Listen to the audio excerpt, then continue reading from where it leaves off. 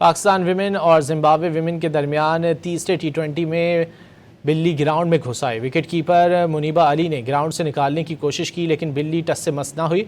Pakistan women team की player गोद में उठाकर ग्राउंड से बाहर ले गई।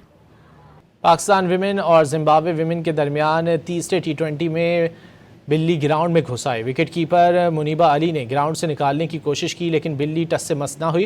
पाकिस्तान विमेन टीम की प्लेयर गोद में उठाकर ग्राउंड से बाहर ले गई।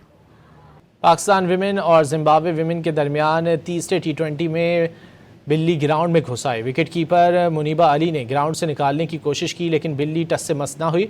पाकिस्तान विमेन टीम की प्लेयर गोद में उठाकर ग्राउंड से बाहर ले गई।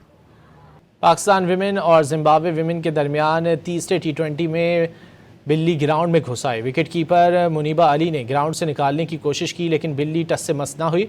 पाकिस्तान विमेन टीम की प्लेयर गोद में उठाकर ग्राउंड से बाहर ले गई।